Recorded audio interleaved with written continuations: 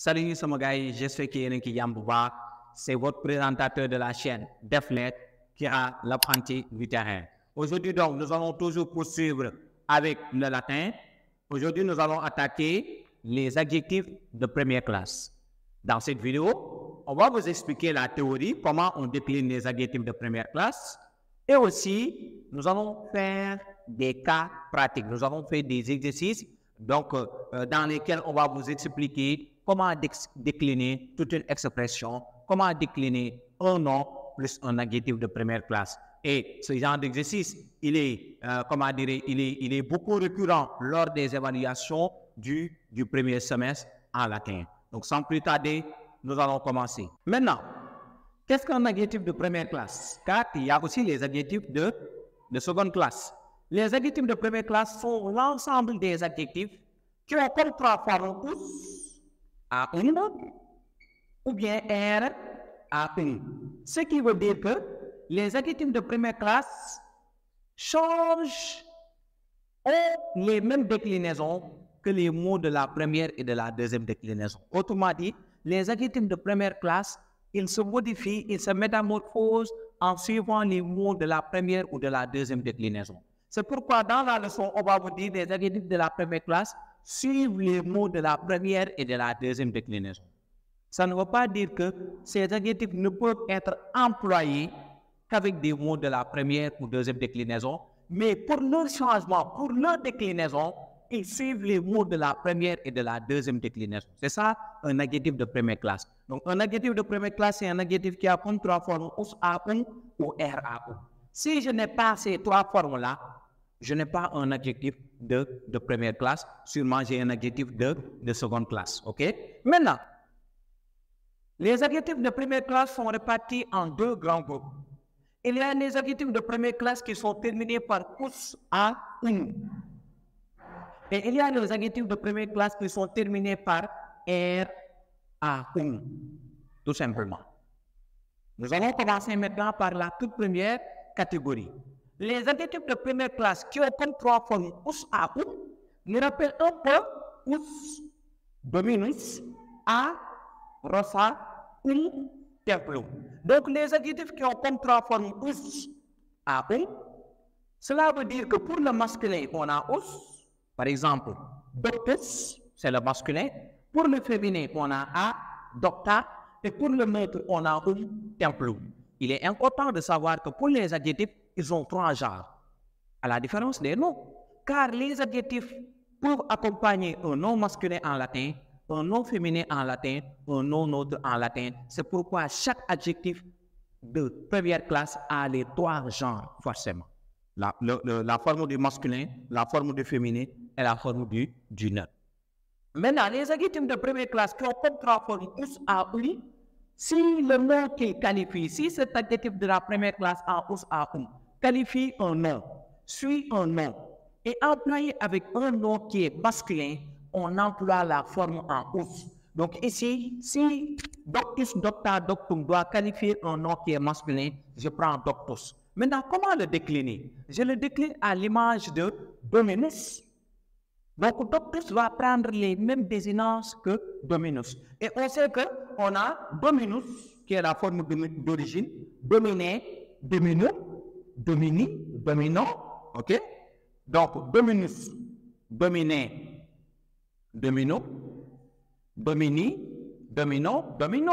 Au pluriel, qu'est-ce qu'on a? Domini, domini, dominos, dominorum, dominis, dominis. Donc, de ce fait, en déclinant cet adjectif doctus au masculin, j'aurai doctus comme dominus, docte, doctu, docti, docta, docta, docti, docti, doctos, doctorum, doctis, doctis. Donc, si l'adjectif de première classe qui a comme trois formes us à un, j'emploie la forme du masculin en us, je le décline comme dominus, il a les mêmes terminaisons que dominus. Maintenant, si je prends la forme du féminin, si l'adjectif de première classe en us à un doit qualifier un nom au féminin, je ne vais pas prendre doctus, ça c'est pour si le mot qu'il suit est masculin, je ne vais pas prendre doctum, je prends docta. Et après la forme du féminin, je le décline comme rosa. Et quelles sont les terminaisons de Rosa? On a AA, am, aïe, aïe, a.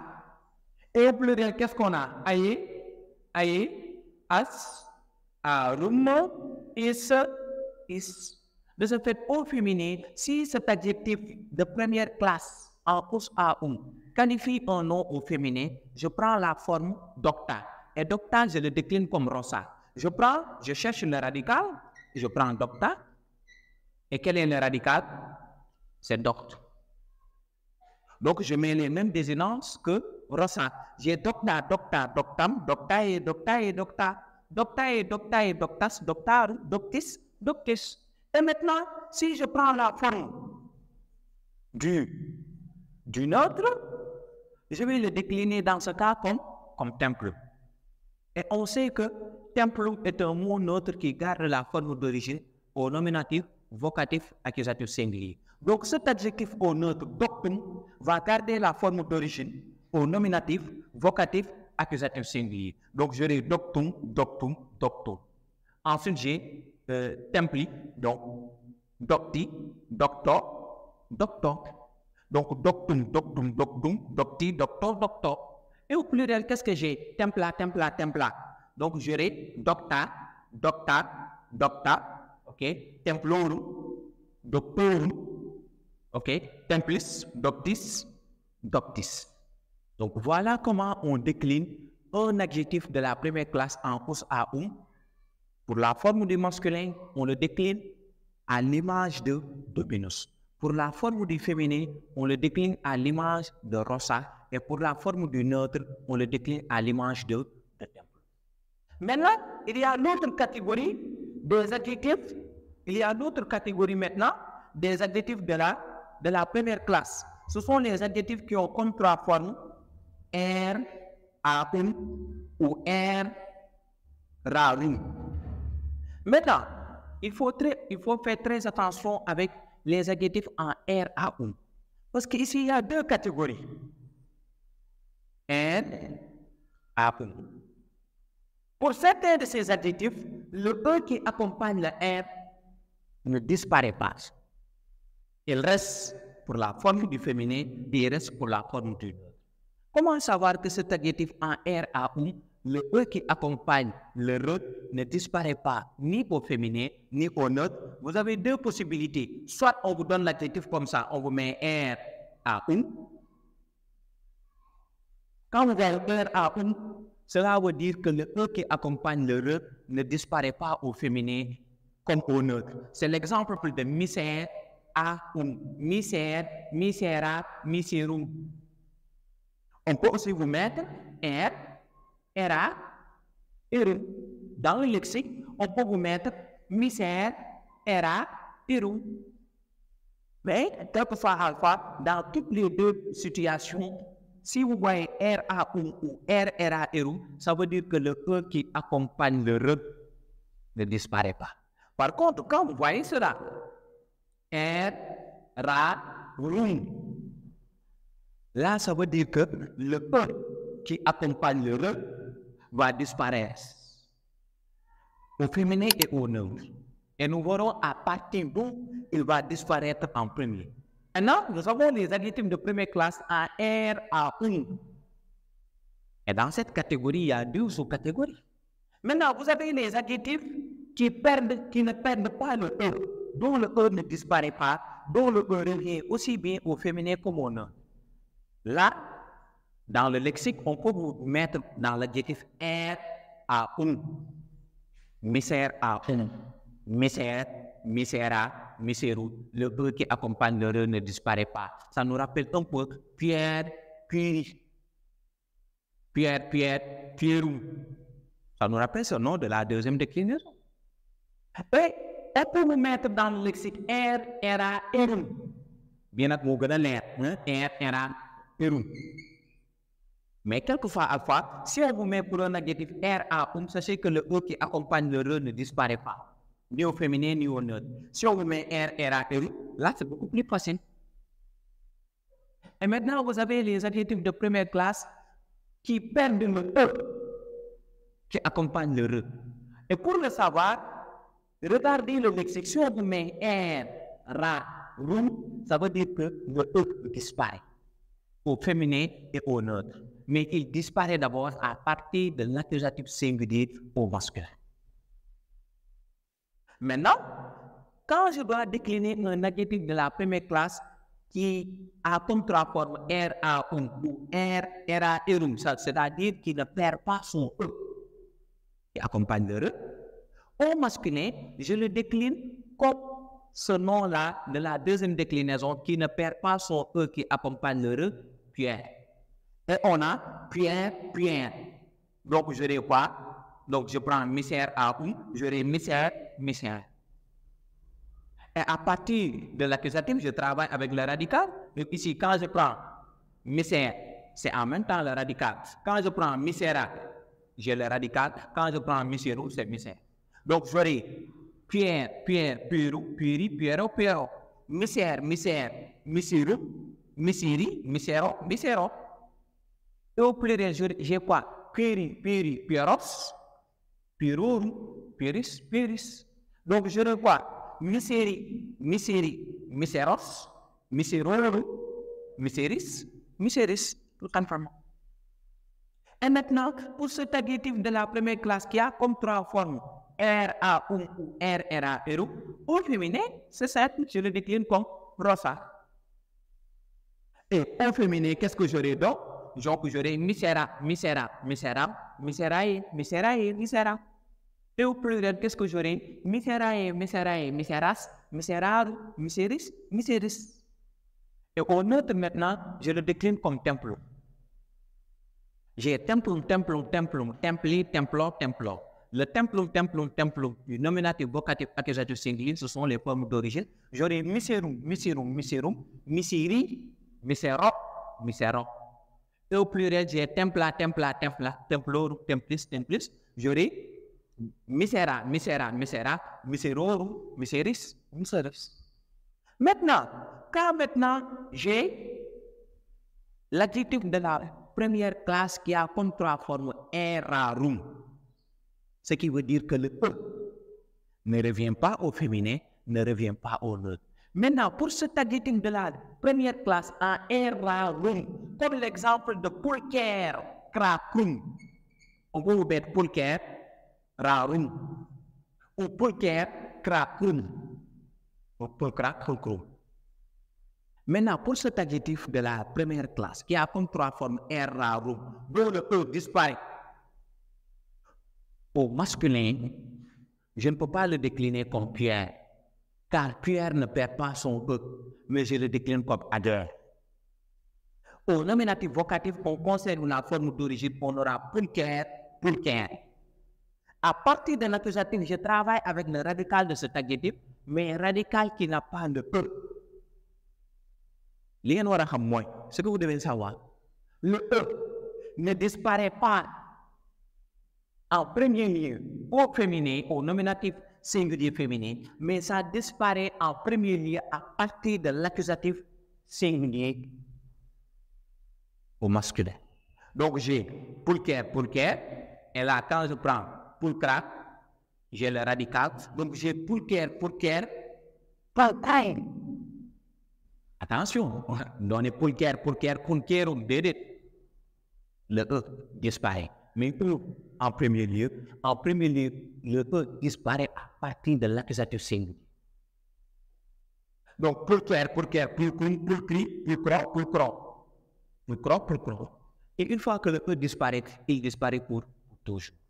Donc, vous avez pulcri, pulcri, pulcros, pulcrorum, pulcris, pulcris. Et maintenant, cet adjectif de la première classe qui perd son E, comment il va se décliner au féminin? C'est simple. Vous avez pulcra, vous le déclinez comme ça. C'est simple. Vous avez pulcra, pulcra, pulcram, pulcrae, pulcrae, pulcra. Et au féminin, vous avez pulcrae, pulcrae, pulcras, pulcrar, pulcris, pulcris. Au neutre, j'ai pulcrum, je le décline comme templum. Forme d'origine, forme d'origine, forme d'origine, nominatif, vocatif, accusatif, singulier. J'ai pulcrum, pulcrum, pulcrum. Pulcri, pulcro, pulcro. Et au pluriel, j'ai pulcra, pulcra, pulcra, pulcroro, pulcris, pulcris, tout simplement.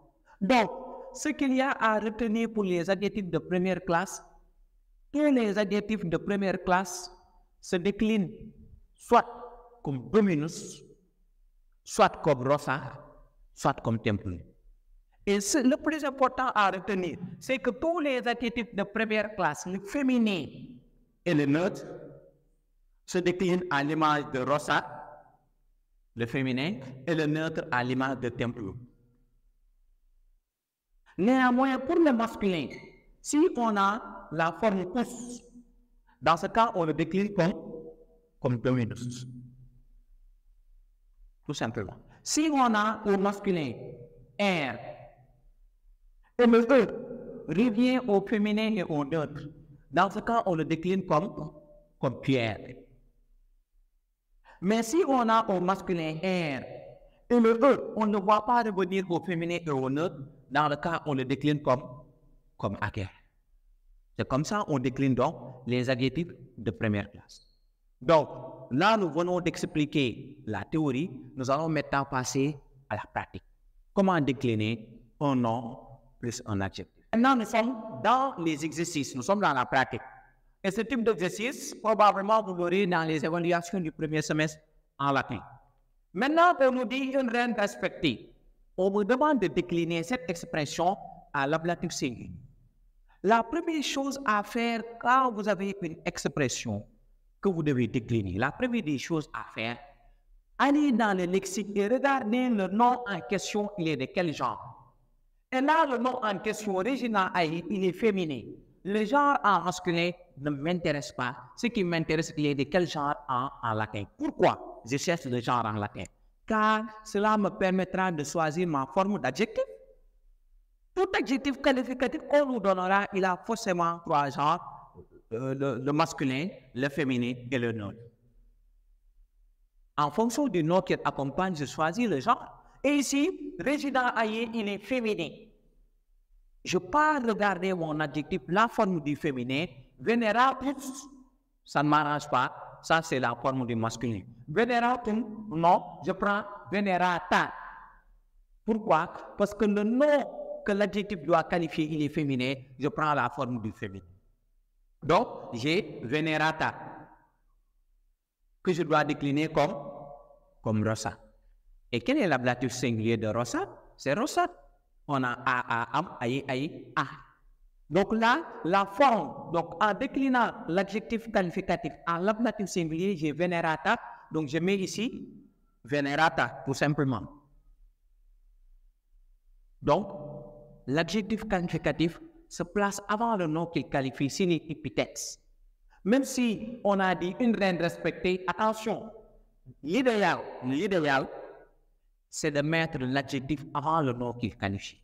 Même si en français, on met nom plus adjectif, en faisant cet exercice, mettez l'adjectif plus nom. C'est l'idéal. C'est clair? Et maintenant, je m'intéresse à reine. Regina, aïe, féminin, reine. C'est un nom de la première déclinaison, je le décline comme rosa. Donc, à l'ablatif singulier, j'ai Regina, tout simplement. Regina. Voilà. Mais là, il y a peut-être certains qui pensent qu'il faut forcément avoir les mêmes désinences dans l'adjectif que dans le nom. Pour nous expliquer de manière simple. Quand vous dites décliner l'expression,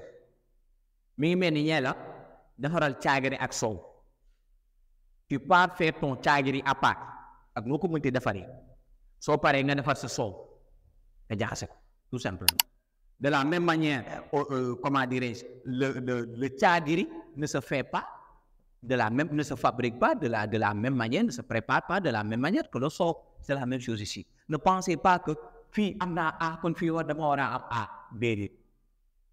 L'adjectif a sa manière de se décliner, le nom a sa manière de se décliner selon sa déclinaison. Maintenant, on a un nom sincère. Ici, le nom que l'adjectif doit qualifier, il est masculin. Je pars dans mon adjectif. Verus, vera, veru. Verum ne m'arrange pas. Vera ne m'arrange pas. C'est verus qui m'arrange. Je prends verus. Verus, donc, je le décline comme dominus.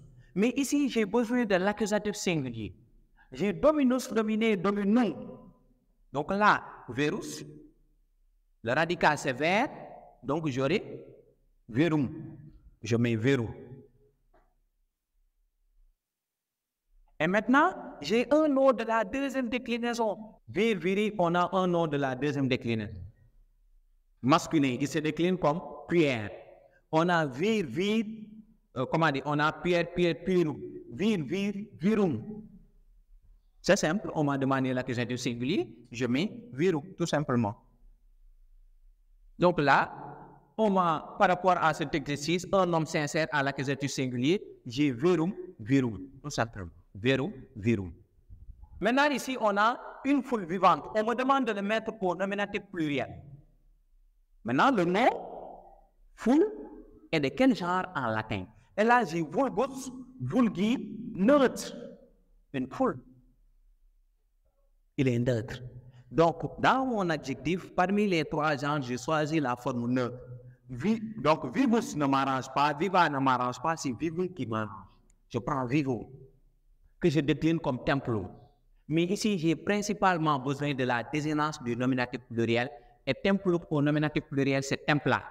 Et ici, vivum, le radical, c'est vive. Donc, j'aurai viva. Donc, je mets viva. Et maintenant, vulgus, vulgi, neutre, c'est un nom de la deuxième déclinaison neutre. Il se décline comme templum dans ce cas. Et en se déclinant comme templum, donc ici, j'ai vulg, vulgi, le radical c'est vulg. On a templa, donc j'aurai vulga, tout simplement. Vulga. Donc vous avez vu que l'adjectif s'est décliné à part selon le nom qu'il suit. Et le nom s'est décliné à part selon sa déclinaison. Une mère tendre, on me demande de le décliner au génitif pluriel. Maintenant, j'essaie de voir le nom mère. Il est de quel genre en latin? Mater, matrice, féminin. L'oreille là, tu as pour l'instant. Féminin, d'accord. Et l'adjectif, j'ai tener à un. Rappelez-vous tout à l'heure, vous avez R à un. Donc, c'est un adjectif qui ne perd pas le E du R, ni au féminin, ni au neutre. Donc, au masculin, je vais le décliner non pas comme Aguerre, Bédé, mais comme Pierre. Au féminin comme Rosa, au neutre comme Temple. Vu que l'adjectif, le nom qu'il doit qualifier, il est féminin, je prends tenera. Donc, je prends tenera. J'enlève le A et j'ai mon radical. On me demande maintenant le génitif pluriel. Donc, tenera, je le décline à l'image de Rosa. Et au génitif pluriel, j'ai rosarum. Donc, j'aurai tenerarum. Tenerarum. Donc là, je mets tenerarum, tenerarum. Parce que vous avez arum, c'est pourquoi vous avez tenerarum. Et maintenant, matière matrice, on me demande de le décliner au génitif pluriel. Matière matrice. Is, troisième déclinaison. Mater, deux syllabes. Matrice, deux syllabes. Donc, c'est un nom de la troisième déclinaison qui appartient au parisyllabique. Automatiquement, en tant qu'étudiant, je me dis, génitif pluriel, c'est simple. Je mets thème. Mais attention, rappelez-vous la particularité de ces noms-là, les noms de famille. Mater, pater, frater, senex, canis. On vous a dit qu'il existe 7 ou 8 noms en latin qui renvoient à la famille et qui ne font pas le génitif pluriel en um mais en u. De ce fait, une fois que j'ai mon radical, donc j'ai matrice, j'ai le radical matre, je ne mets pas mais je mets matrum. Donc là, j'aurai tenerarum, matrum. Donc là, je viens de décliner l'expression une mère tendre au génitif pluriel. Maintenant, une servante paresseuse, ok? Une servante paresseuse, au datif singulier. J'essaie de voir mon adjectif, le nom que l'adjectif doit qualifier, il est de quel genre? Il est féminin. Il est intéressé pour l'instant. Je ne sais pas de chercher pour le début à quelle déclinaison appartient le nom. Non, je sais seulement son genre en latin. Maintenant, j'ai piger, gras, grum. Ce que je constate, c'est que le E, il ne revient pas au féminin. Il ne revient pas au neutre. Donc, dans ce cas, si ici la forme du masculin ne se décline pas comme Pierre, mais comme Aguerre, le féminin comme Rosa et le neutre comme Templo. Mais de quelle forme on a besoin parmi ces trois-là? On a besoin de pigra. Pourquoi le nom qu'il qualifie, il est féminin en latin? Et l'adjectif qualificatif se met au même genre, au même nombre que le nom qu'il qualifie. Et maintenant, donc quand je prends pigra, j'enlève le radical A, je le décline comme Rosa. On a besoin de quel cas précisément? On a besoin du datif singulier. Et au datif singulier A, avec Rosa, vous avez AI. A, AI, A. Vous avez AI. Donc là, j'aurai tout simplement pigraï. Tout simplement. Et maintenant, je m'intéresse maintenant au nom que l'adjectif doit qualifier. Je m'intéresse à sa déclinaison. Ankila AI, féminin, c'est un nom de la première déclinaison, il se décline comme Rosa. Et quand je prends le radical ankil, et quand je prends le génitif singulier ankilaï, j'enlève la désinence, j'ai ankil. J'ajoute maintenant la désinence du datif aïe, donc j'aurai ankilaï. Tout simplement. Donc j'ai pigraï, ankilaï, donc c'est la déclinaison, c'est la forme une servante paresseuse en le déclinant au datif singulier, j'ai pigraï, ankilaï. Donc c'est comme ça on décline un adjectif suivi d'un nom. Il faut d'abord s'intéresser au genre du nom que l'adjectif doit qualifier d'abord. Ne vous intéressez pas à sa déclinaison au début, mais le genre. Cela vous permettra de choisir la forme de votre adjectif qualificatif, soit le masculin, soit le féminin, soit le neutre. Et vous déclinez votre adjectif qualificatif à part selon le cas qui vous est indiqué. Et une fois que vous avez fini ce travail, intéressez-vous maintenant à la déclinaison du nom que l'adjectif doit qualifier. En fonction de sa déclinaison, vous le déclinez par rapport au cas. L'idéal, c'est de mettre l'adjectif avant le nom qu'il qualifie. Donc, chers étudiants, c'en était tout pour cette séance portant sur les adjectifs de première classe en latin. On se dit à bientôt.